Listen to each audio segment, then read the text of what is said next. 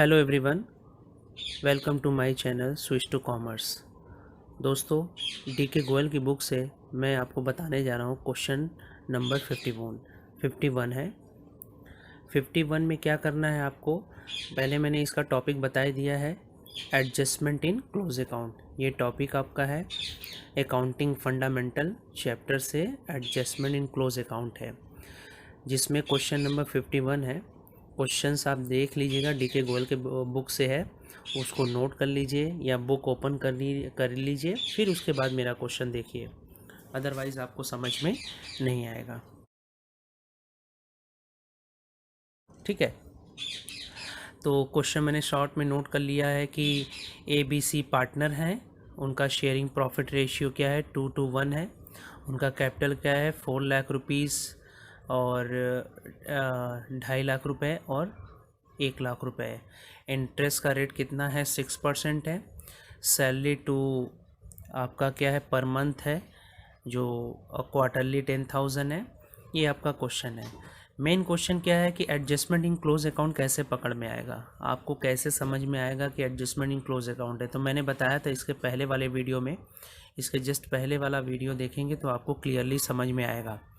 ठीक है, तो ये वीडियो देखने से पहले मेरा पहले का वीडियो, इससे पहले का वीडियो जस्ट देखिए, ठीक है, तब आपको समझ में आएगा। लेकिन फिर से मैं थोड़ा सा बताता हूँ, 3 चीज़ें आपको लिखेगा, एडजस्टमेंट इन क्लोज अकाउंट पकड़ में नहीं आएगा तो 3 चीज़ें हैं जिससे आपको आइडियाज़ लग जाएगा एडजस्टमेंट इन क्लोज अकाउंट है।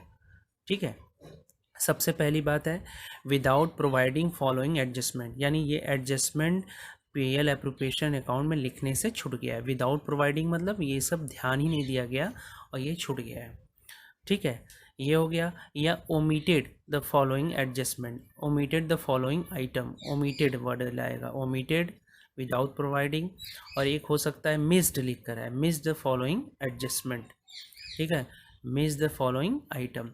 तो ये सब वर्ड से पकड़ में आएगा कि आपका क्या है, एडजस्टमेंट इन क्लोज अकाउंट है, जिसके लिए बस एक एंट्री पास होती है, लेकिन आपको एडजस्टमेंट टेबल बनाना है।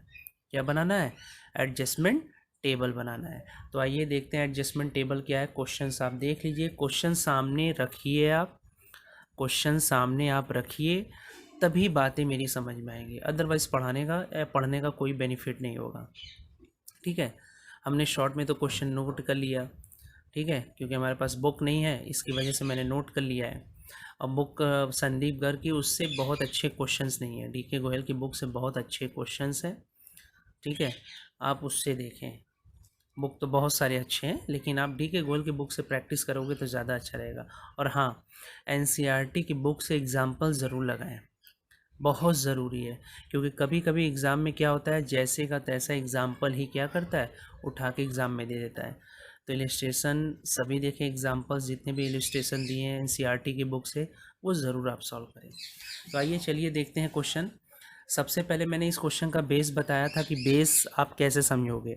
तो पीएल एप्रोप्रिएशन अकाउंट आप बनाते हो तो क्या करते हो आप, जितने भी पार्टनर को सैलरी कमीशन इंटरेस्ट मिलता है सब उनके अकाउंट में क्रेडिट होता है। अगर पीएल एप्रोप्रिएशन की बात करें तो डेबिट साइड में आप लिखते हो, तो जो भी डेबिट साइड में लिखा जाता है पीएल एप्रोप्रिएशन, वो पार्टनर में प्लस होगा, प्लस बोले तो क्रेडिट होगा। क्यों क्रेडिट होगा, मैंने बताया था, पार्टनर्स का अकाउंट हमेशा क्रेडिट होता है, उनका अकाउंट अगर प्लस करना है तो क्रेडिट करना पड़ेगा। और जाहिर सी बात है, आपको सैलरी मिलेगी तो आपको और मिलेगी सैलरी, तो आपका बेनिफिट होगा, आपका पैसा बढ़ेगा ना। ठीक, उसी तरह करना क्या है कि जो भी पीएल एप्रोप्रिएशन के 2 साइड में लिखा जाता है, यानी पार्टनर में वो क्या होगा, क्रेडिट होगा। क्या होगा, पार्टनर में क्रेडिट होगा, इतना आप याद रखिएगा। ठीक, तो आइए चलिए देखते हैं एकदम सिंपल लैंग्वेज में। सबसे पहले क्या है, इंटरेस्ट ऑन कैपिटल क्रेडिट होगा, मैंने निकाल लिया है। एक आया 240, सॉरी 24,000 रुपये, 15,000, 6,000। कैसे मैंने निकाला, मैंने बताया ना, 4 लाख रुपीज़ पे है और आपको निकालना है 6%। 4 लाख रुपीज़ पे 6% आप निकालोगे तो 24,000 रुपीज़ आएगा। ठीक है, और उसी तरह क्या है, 2.5 लाख रुपए पे आप निकालोगे 6%, 15,000 आएगा। और इंटरेस्ट निकालोगे 6%, 1 लाख रुपीज़, तो 6,000। टोटल अमाउंट कितना हुआ, 45,000 रुपीज़। उसी तरह क्या है सैलरी, सैलरी बस बी और सी को मिल रहा है तो बी को 60,000, 40,000 सी को ऐड करोगे 1,00,000 रुपीज़ वो दिया हुआ है। 5,000 बी का पर मंथ है तो 12 का मल्टीप्लाई करेंगे, जहाँ मंथली है 12 का मल्टीप्लाई करना है 60,000। फिर उसके बाद क्या है 40,000 इसका हो गया, क्वार्टरली है तो 4 का मल्टीप्लाई किया 1,00,000। ठीक है, मैनेजर को कमीशन है, ये वर्ड याद रखिएगा, मैंने बोला था सच कमीशन आफ्टर वर्ड आएगा तो हम लोग को निकालना कैसे है। तो 10% मैनेजर का कमीशन है तो 10% मैनेजर का कमीशन आप कैसे निकालोगे, सिंपल सा देखो आप, आफ्टर वर्ड लिखा है तो जितना परसेंटेज रहता है 10% है और 10/110 कर देंगे, कट करने पे कितना आ जाएगा 20,000 रुपीज़ आ जाएगा। प्रॉफिट आपका क्वेश्चन में दिया हुआ है, प्रॉफिट अवेलेबल कितना है 2,20,000 रुपये इंटू 10/110। ये 110 क्यों हुआ, क्योंकि आफ्टर उसने लिखा है, क्या लिखा है आफ्टर सच अ कमीशन। तो आफ्टर वर्ड में क्या करते हैं, जो भी परसेंटेज रहता है उसको ऐड कर लेते हैं, ऐड करने के बाद कट किया मैंने 20,000 आ गया। ये मैनेजर का आपका क्या आ गया, मैनेजर का कमीशन आ गया। अच्छा वो न ए का है न बी का है न सी का, लेकिन टोटल के अमाउंट में वो कंसीडर होगा 20,000 रुपीज़, ये आपका हो गया।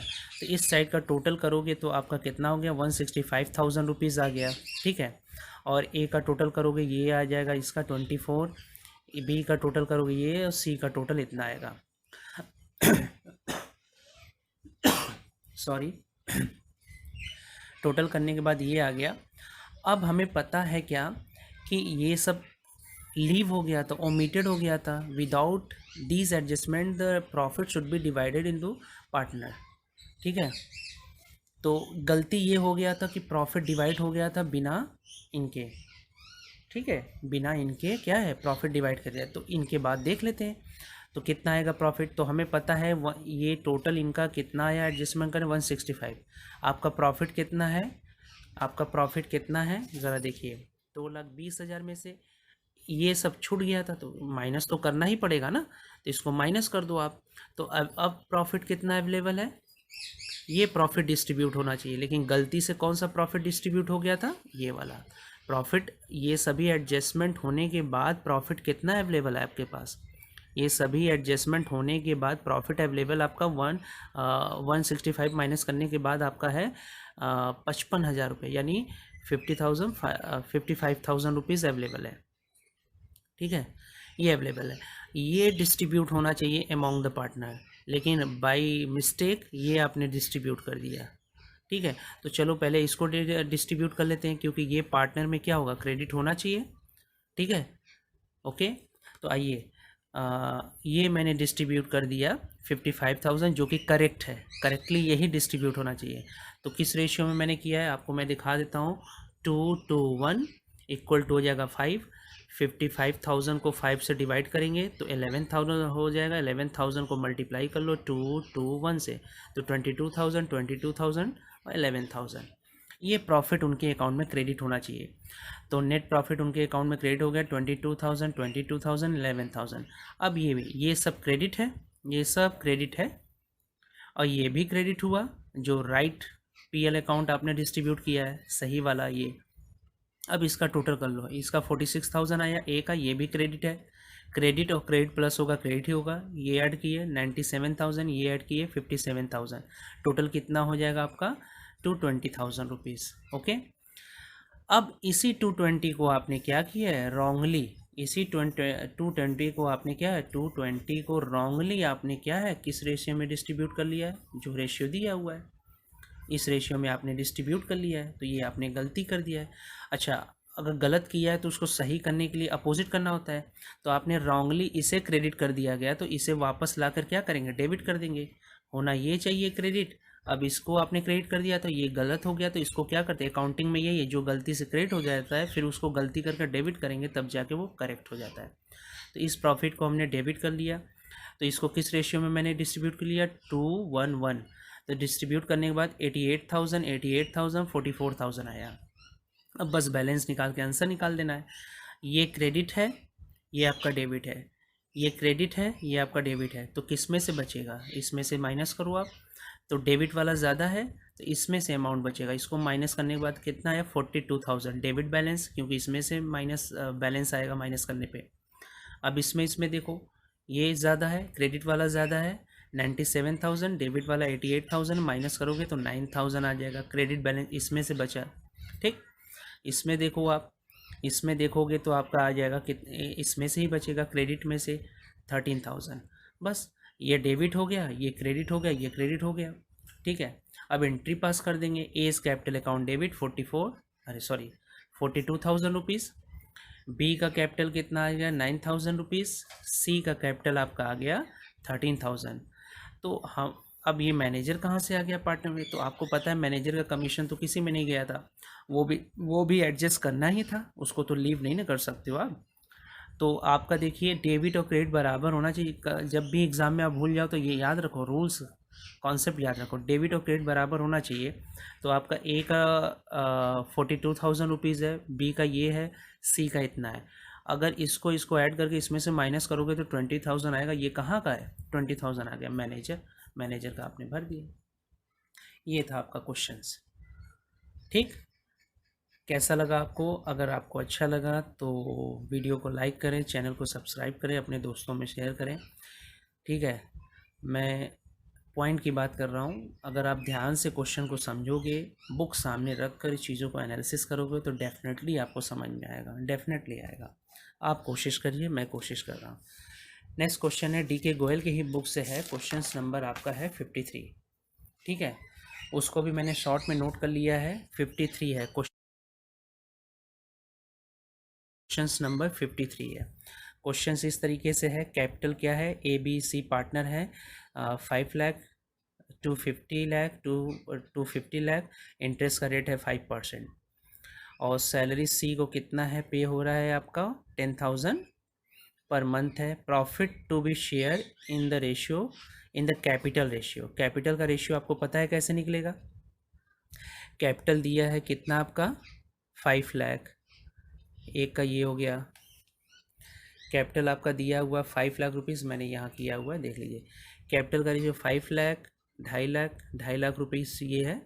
तो 5 लाख रुपीज़ 250 मिनिमम देखा जाए, मिनिमम ज़ीरो कितने 40 कैंसिल करोगे तो अब रिमेनिंग अमाउंट कितना बचेगा 50, 25, 25।